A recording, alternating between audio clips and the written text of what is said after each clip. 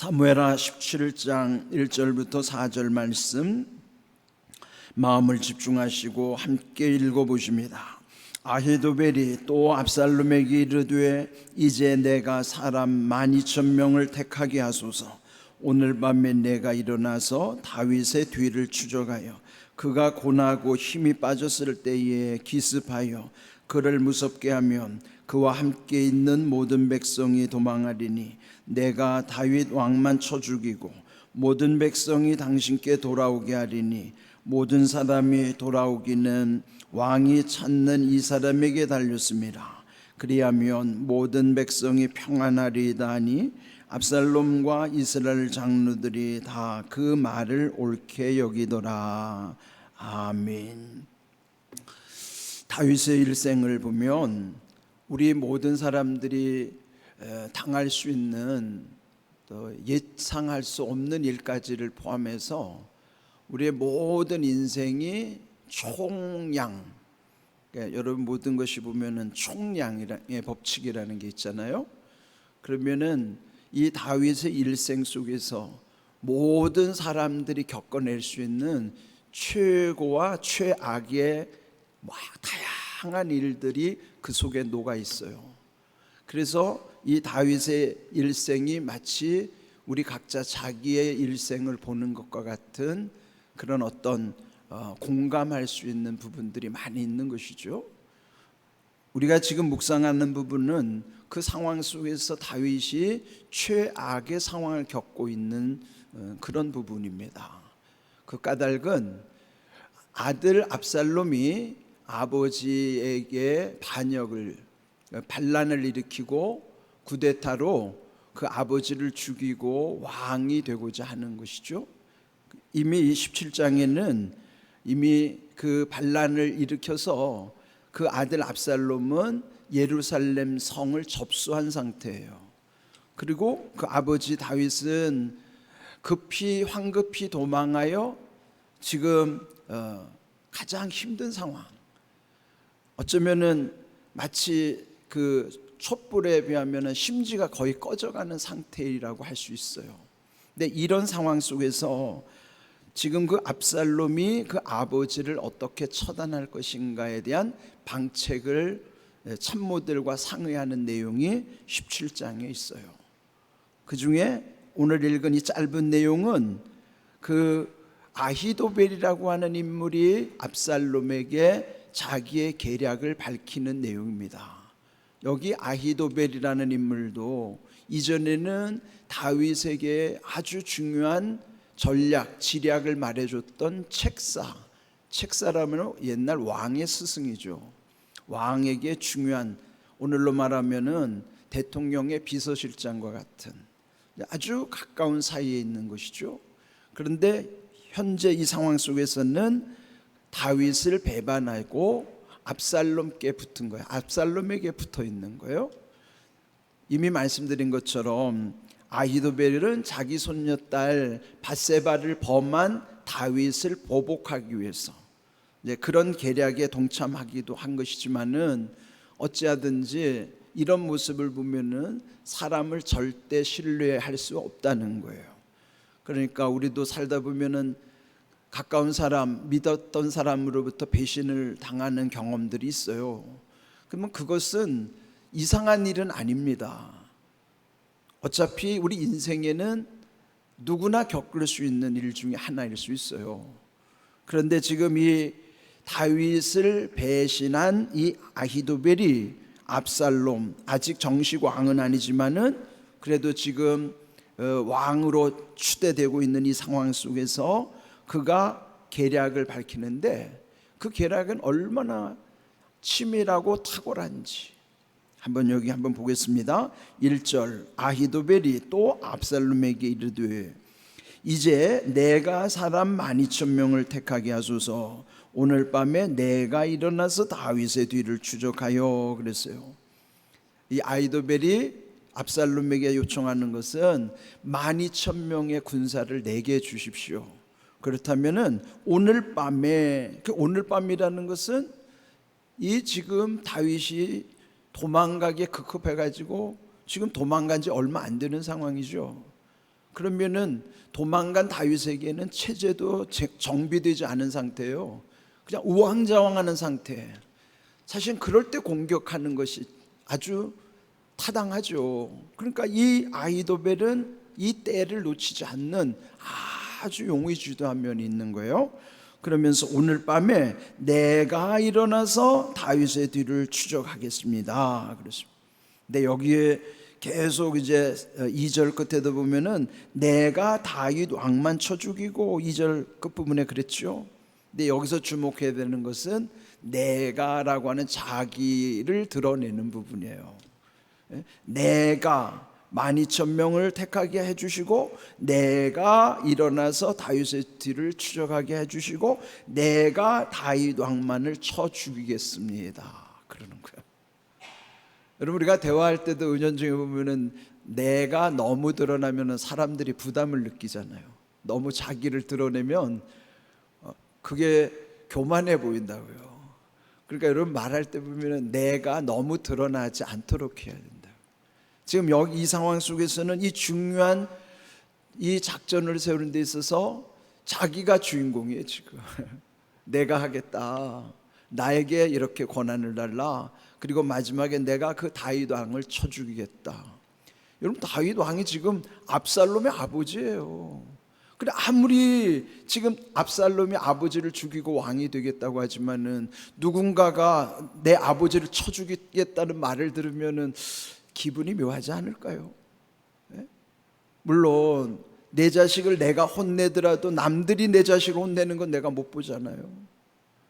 이게 지금 이 아히도벨의 말을 들어보면은 뭔가 정말 그럴듯해 보이지만은 그 사람들의 말 속에는 다 의도가 숨어 있는 거예요. 지금 이 아히도벨은 자기가 주도하겠다 그러면서 오늘 밤이 정말 위급한 시간이에요. 그렇다면 지금 저쪽에 뭔가 갖춰지지 않는 상황에서 우왕좌왕할 때 공격하면은 그는 그냥 당할 수밖에 없고 아히도벨의 의도대로 다윗은 죽을 수밖에 없는 아주 절체절명의 순간이라고요. 2절 그가 고나고 힘이 빠졌을 때, 즉 다윗 왕이 고나고 힘이 빠졌을 때 기습하여 그를 무섭게 하면 그와 함께 있는 모든 백성이 도망하리니.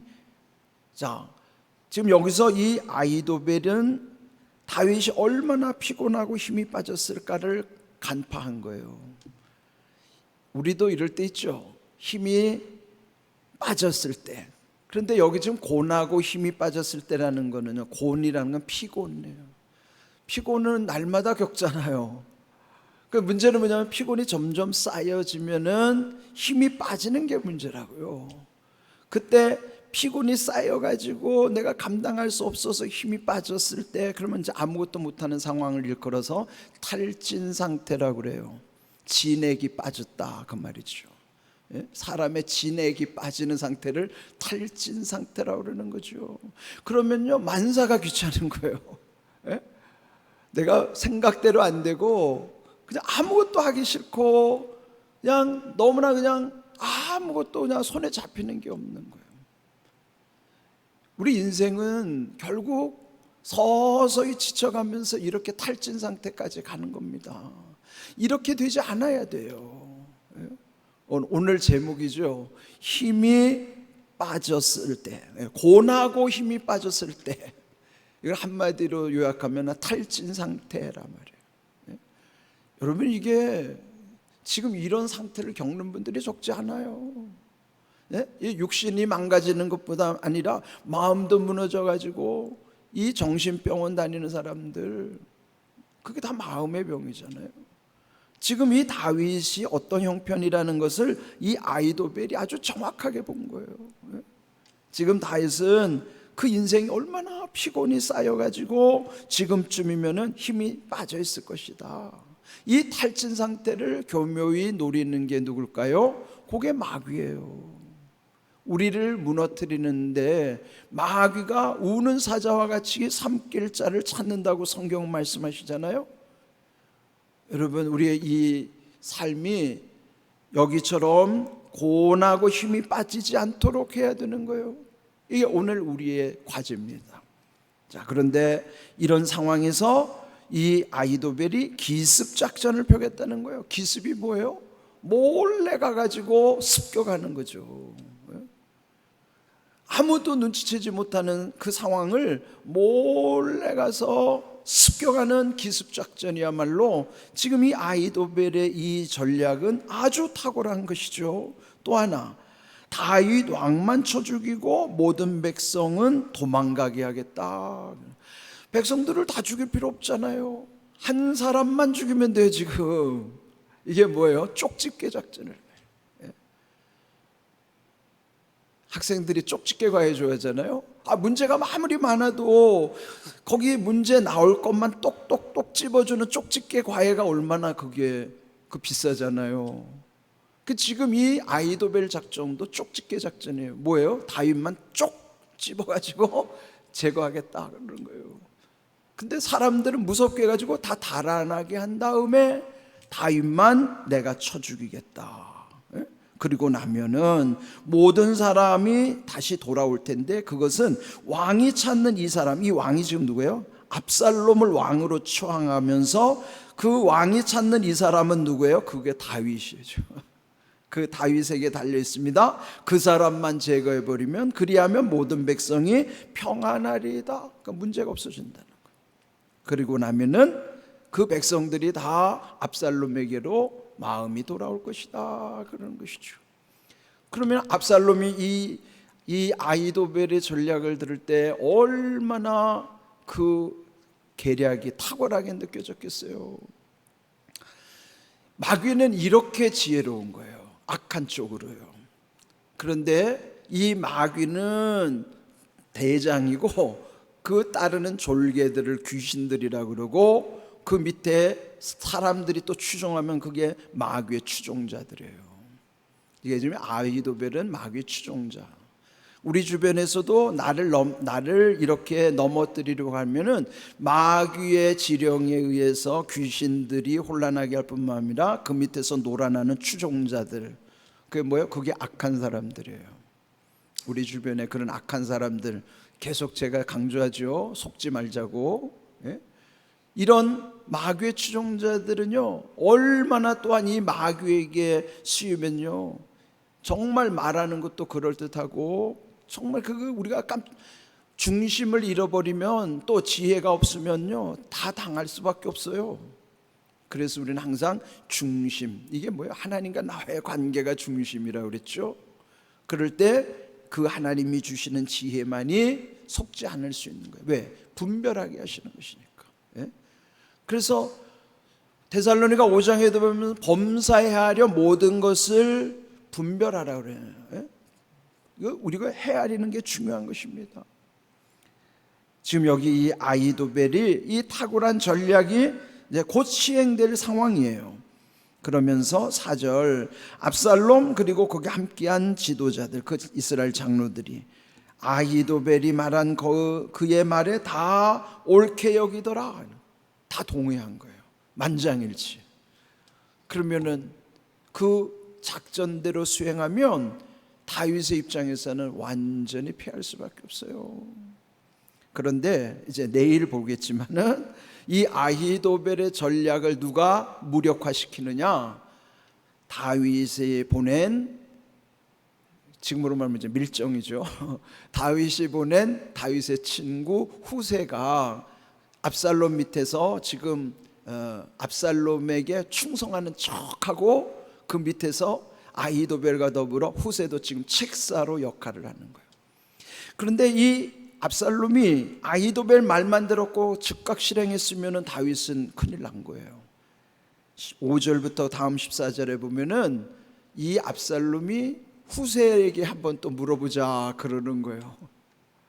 후세에게 물어보면서 후세는요 완전히 또 반대 작전을 말하는데, 이제 내일 보겠지만은 이 압살롬이 그 말을 들은 다음에는 이야, 후세 말이 더 좋아 보이는 거예요. 예? 근데 후세는 속이는 말인데 그거를 그냥 깜짝하지 이 압살롬도 속는 거죠. 이제 이렇게, 그런데 이거를 누가 한다 그러면은 마지막 이제 14절에 가면요, 하나님이 하셨다 그렇게 말씀하고 14절 끝부분에 보면은 뭐라고 표현한 거면 여호와께서 이 아히도벨의 좋은 계략을 물리치셨다 그랬거든요. 하나님 뭐라고 말씀하셨어요? 아히도벨의 좋은 계략이라고 하나님도 인정하신 거예요. 탁월하다는 거죠. 아히도벨이 이렇게 하면 다윗에게는 큰일 나는 건데 하나님이 개입하셔가지고 후세의 전략으로 바뀌어버리게 하신 거예요. 그러니까 여러분, 이게 하나님이 때를 따라 도우시는 일이라는 게 얼마나 중요한가를 알아야 되는 거예요. 여러분, 우리 인생에서 사람의 계략대로 되지 않아요. 예? 압살롬이 이렇게 치밀하고 아히도벨도 얼마나 합리적이고 똑똑한 사람입니까? 그런데도 사람의 뜻대로 되지 않게 하시는 거예요. 그래서 잠언 16장 1절 9절 마지막 절에 보면요, 모든 것은 사람이 하는 것 같아도 배후에 하나님이 다 하신다고 말씀해요. 예?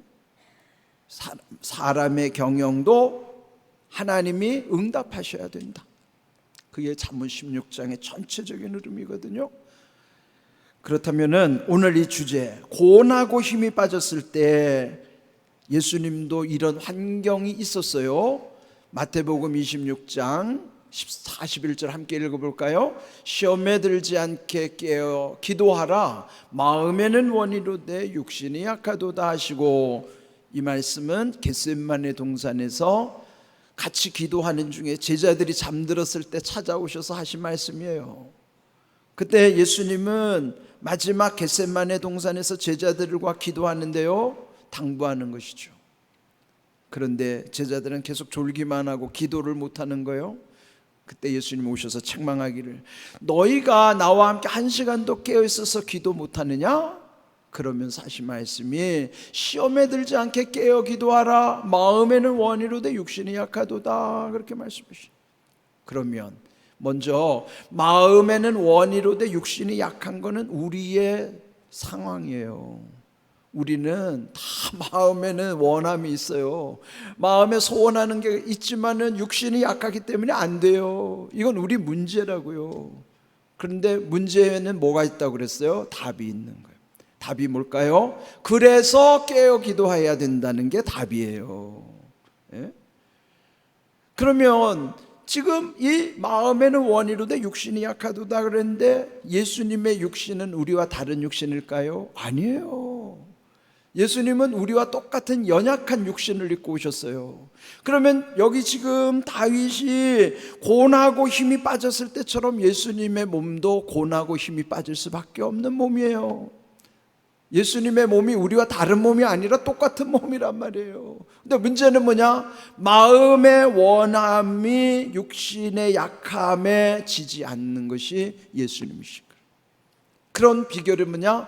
예수님은 늘 깨어서 기도하셨기 때문이고, 그래서 너희들도 깨어서 기도해야만 마음의 원함이 육신의 연약함에 지지 않는다 말이에요. 그러면 여러분, 우리도 고나고 힘이 빠졌을 때 있죠. 그런데 그걸 어떻게 이겨야 되는가? 깨어 기도해야만 이길 수 있다는 겁니다. 이 말은 깨어 있다는 것은 육신이 깨어 있으라는 말이 아니에요. 물론 여기 지금 제자들은 육신이 피곤해서 육신도 잠이 들었지만 육신이 잠든 문제보다 영이 잠든 게 더 문제란 말이에요. 여러분, 피곤하면 잠은 충분히 주무셔야 돼요. 잠은 푹 자셔야 돼요. 육신의 피곤함은 잠이 보약입니다. 근데 여기서 예수님이 깨어있으라는, 육신으로 깨어있으라는 게 아니라 영으로 깨어있으라는 거예요. 영이 잠들지 않게 해야 된다는 거예요. 여러분, 육신이 잠이 고나게 들어도 영은 잠 안 자는 겁니다. 예? 영은 깨어있어야 돼요. 그 영이 깨어있다는 게 뭐냐? 기도하면 깨어있는 거예요. 깨어있다는 것과 기도하는 것은 같은 뜻이에요. 내가 지금 기도하는 건, 여러분 잠들 때도 영은 기도하고 있어요. 어떤 때는 보면 난 꿈속에서도 막 기도하는 꿈을 막 꾸고, 예? 영은 잠들어 있는 게 아니에요. 영은 깨어 있어요. 영은 내가 자는 동안에도 영은 하나님을 향하고 있고 기도하고 있단 말이에요. 예? 그러니까 이 영이 깨어 있어야 되고, 그 깨어 있는 영이 기도하는 거예요. 그래서 깨어 기도하라는 거는 이 영이 잠들지 않도록 늘 하나님과의 바른 관계, 그게 중심이란 말이에요. 그래야만 이런 아이도벨 같은 마귀의 추종자들이 여러분을 흔들지 못하는 거예요. 우리는 육신이 약하기 때문에 고나면 힘이 빠질 수밖에 없어요. 탈진 상태에 이를 수밖에 없다고요. 그런데 뭐 다 힘들다고 탈진하는 거 아닙니다. 다 힘들다고 탈진하는 거 아니에요. 힘들어도 힘을 더 내는 사람이 있어요. 왜 그럴까요? 영이 깨어있으면 그렇게 되는 거예요. 영이 깨어서 기도하면 육신이 연약하더라도 일어나게 하시는 거예요. 그러니까 여러분이 영이 중요한 겁니다. 그래서 여러분 오늘 해주신 말씀처럼 다윗이 이렇게 탈진 상태를 교묘히 이용해서 이 아이도벨이 다윗을 쳐 죽이려고 하는 이 계략을 하나님이 막으시는 거예요. 왜요? 깨어 기도하면은 내가 하는 게 아니라 하나님이 나에게 하게 하시기도 하지만 내가 할 수 없는 것은 되게 하시는 하나님이란 말이에요. 그래서 우리는 전능하신 하나님을 믿고 의지하는 거예요. 우리도 오늘 이 상황처럼 고나고 힘이 빠질 때 있지만은 이것을 이길 수 있는 비결은 주님이 말씀하신 대로 깨어 기도하는 것이 우리가 살아나는 길이에요. 여러분 모두 육신이 피곤할 때는 잠을 푹 주무시고, 그렇더라도 어떤 형편이든지 여러분의 영이 깨어 기도하는 삶이 되기를 주님의 이름으로 축복합니다. 아멘.